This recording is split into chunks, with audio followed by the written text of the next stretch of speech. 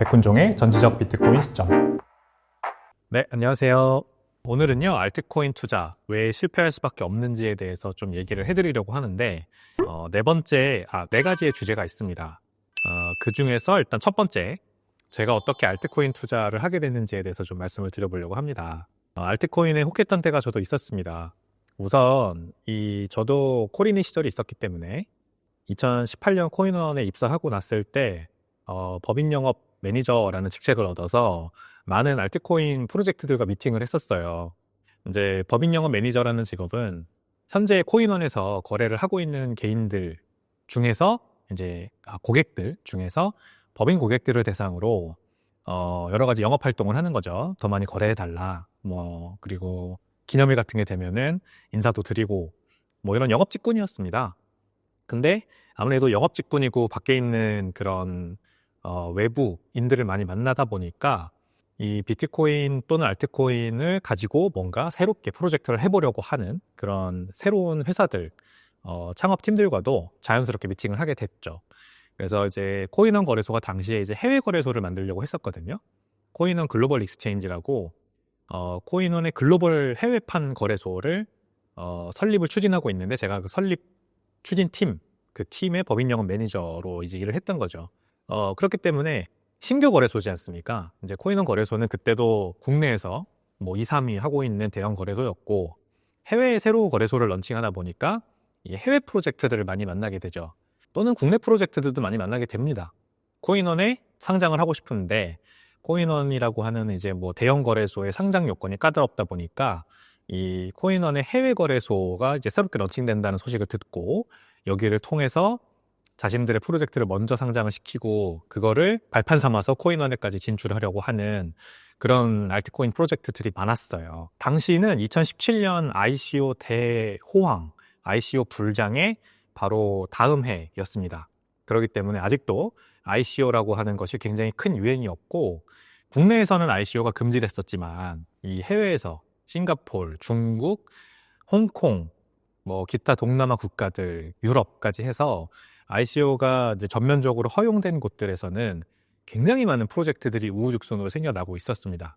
물론 요즘처럼 이제 AI 기술을 기반으로 10분에 5분에 몇십 개씩 알트코인 프로젝트가 생겨나고 있는 그런 정도 속도는 아니었지만 코딩을 하는 그런 개발자들을 조금 고용해서 코인을 찍어내는 건 너무나도 쉬웠기 때문에 알트코인 프로젝트들이 많이 생겨나고 있었다. 이게 이제 당시의 상황이었고요.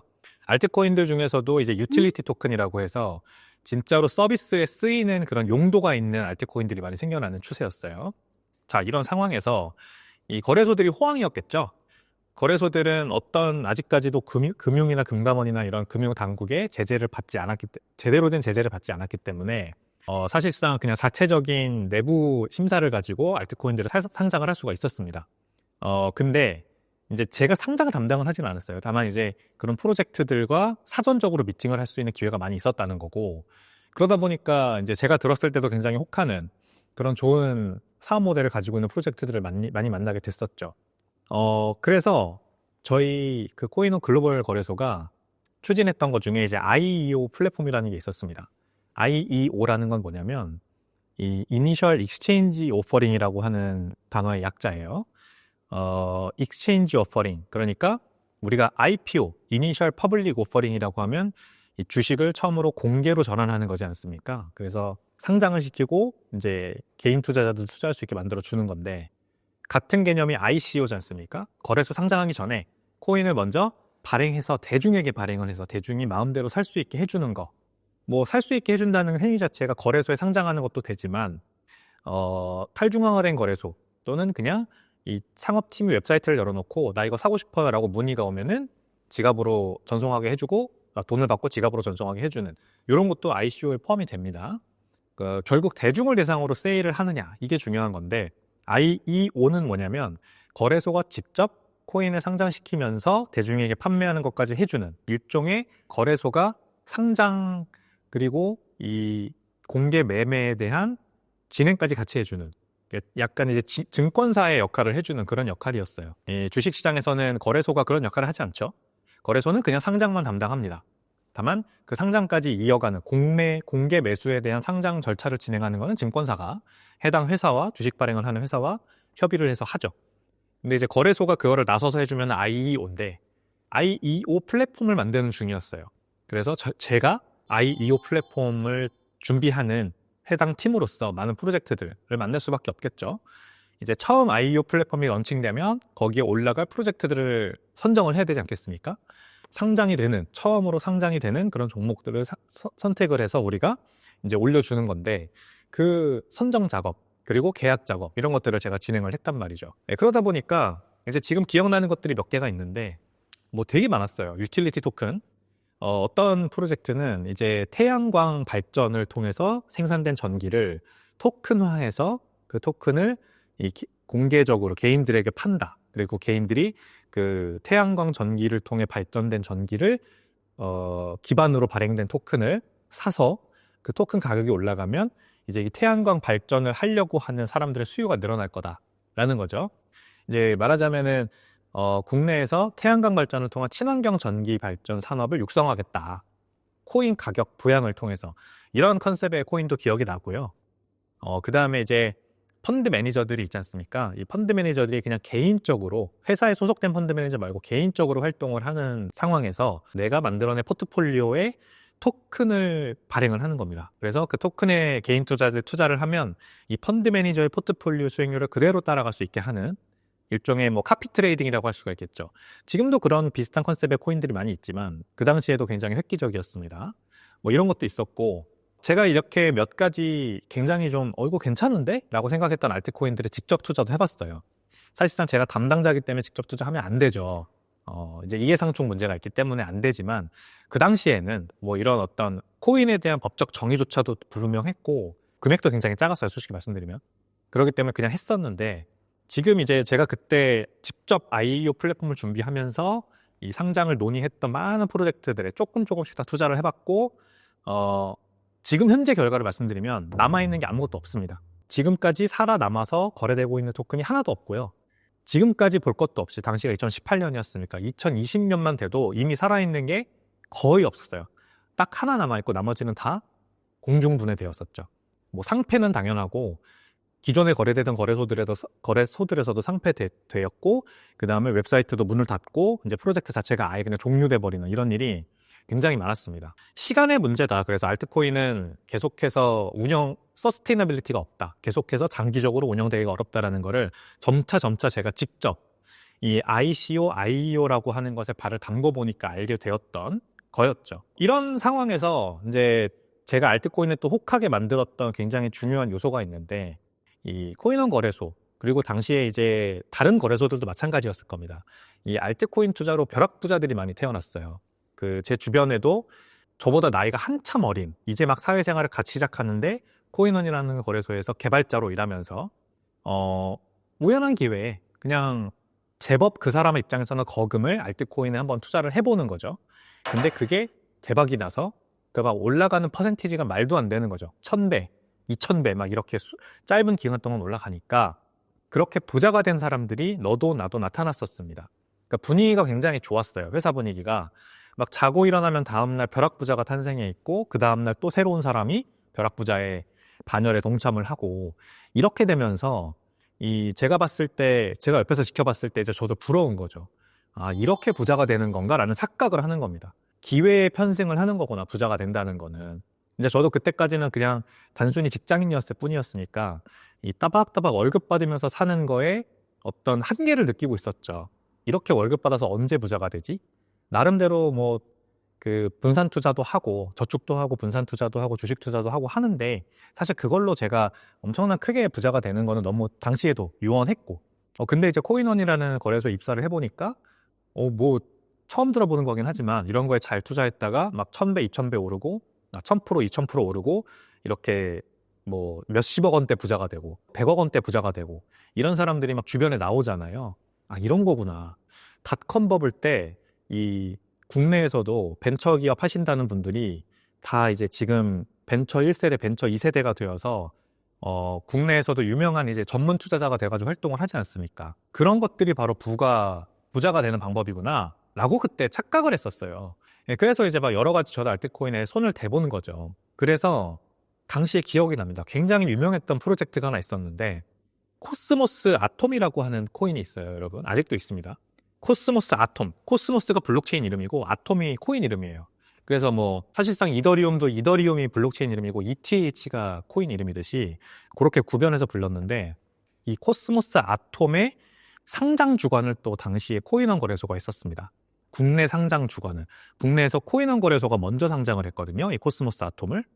일종의 IEO를 코인원 거래소가 해준 셈이죠. 그때는 이제 IEO라는 말도 없었어요. 그래서 그냥 코인원 거래소가 이 코스모스 아톰 프로젝트와 협업을 해서 코인원 거래소가 먼저 국내 거래소에서 최초로 이 아톰 코인을 상장하는 그런 이벤트를 했었습니다. 그러다 보니까 이 아톰 코인에 코인원 내부자들이 먼저 투자를 할 수가 있었을 거 아니에요.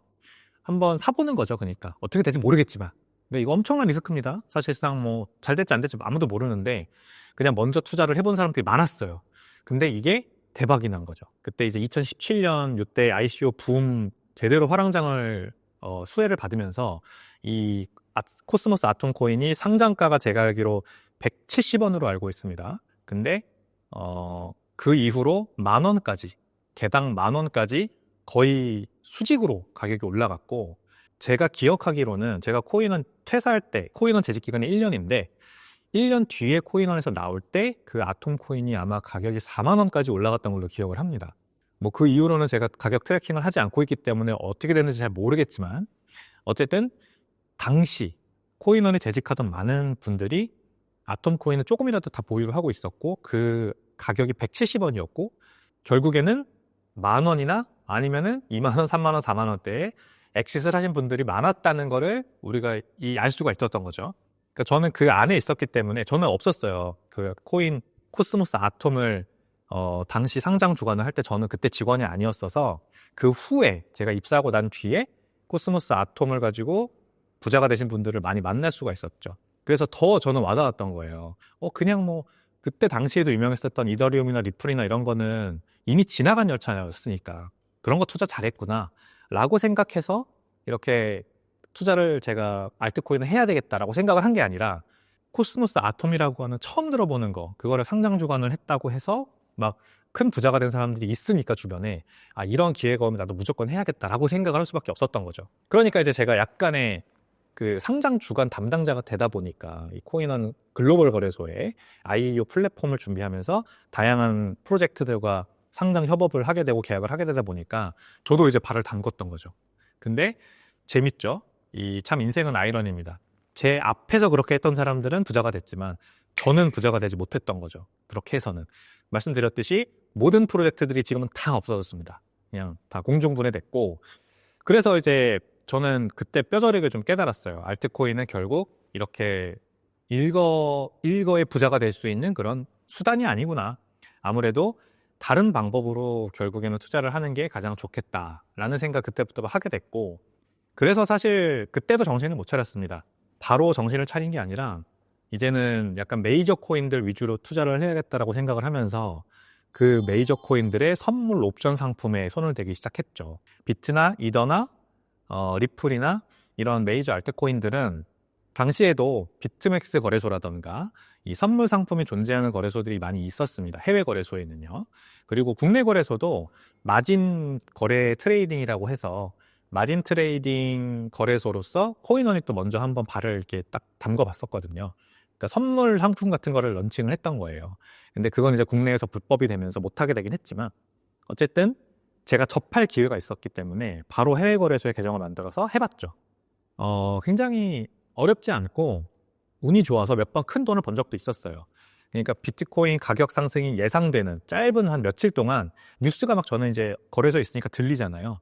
그래서 그 호재를 제가 이제 미리 알고 선물 상품에 투자를 하면은 비트코인 가격이 만약에 그 단기간 동안 한 10% 오른다면 선물 상품으로 잘 롱을 잡으면은 막 100배도 먹을 수 있고 이랬습니다.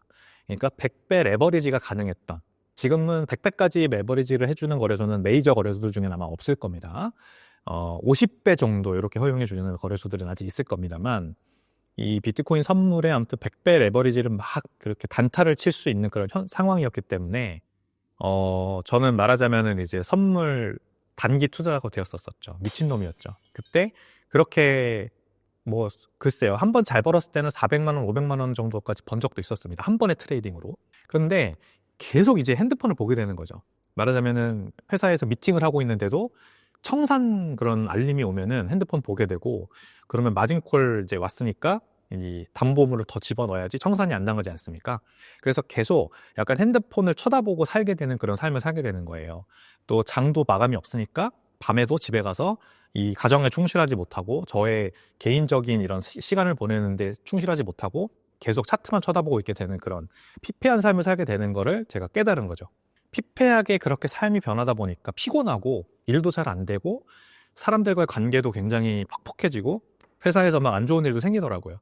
저랑 같이 일하던 당시에 이제 같이 저랑 동시에 입사했던 동료분이 계셨는데, 제가 좀 말을 쓴소리를 해가지고 그분과도 관계가 안 좋아지고 이렇게 회사에서 안 좋은 일이 계속 생기는 겁니다. 그러다 보니까 당연히 투자에도 결과가 안 좋아지더라고요. 네, 결국 청산도 처맞고 그 다음에 반대로 잘못 잡아가지고 큰 손실도 보고 이러면서 결국 선물 옵션 투자도 뭐 기간도 짧았습니다. 한 3개월 굉장히 열심히 노력을 했지만 공부도 하면서 다 실패를 하고 결국 이것도 나한테 안 맞는구나는 깨닫게 된 겁니다. 네, 결국 저랑 비슷한 테크트리를 타신 분들이 저는 많을 거라고 생각해요. 순서는 바뀔 수 있습니다만 비트코인으로 처음에 입문을 했다가 이거는 이미 지나간 열차라고 생각을 하고 알트코인들에 관심을 가져서 이것저것 투자해보다가 뭔가 잘 안 되네 생각을 하고, 그러면 트레이딩을 해보자. 비트를 뭐 단타를 친다거나 선물 옵션 투자를 한다거나 이런 식으로 한번 해보다가 그것도 잘 안 되니까 이제 어떻게 해야 될지 약간 오리무중 갈 길을 잃으신 분들이 많을 거라고 생각을 합니다. 저도 똑같았습니다. 그래서 저도 알트코인에 혹했던 때가 있었다. 누구나 다 그런 시기를 겪는다라는 말씀을 드리면서 약간 위안을 드리고요. 다만 이제 중요한 거는 그 다음이죠. 그 다음에 우리가 어떤 식으로 방향성을 잡고 나아갈 것인가. 저는 그거에 대해서 명확하게 완전히 빠져나와서 거기에서 잘못된 관념에서 빠져나와서 올바른 길로 가서 지금 굉장히 좋은 그 투자 수익과 그 다음에 인생의 어떤 목표를 이루는 거나 이런 거를 잘 하고 있기 때문에 여러분들께 이걸 전달해 드리려고 하는 겁니다. 그래서 일단은 나도 알트코인에 혹했던 때가 있었다. 제 경험을 바탕으로 말씀을 드렸습니다. 네, 감사합니다.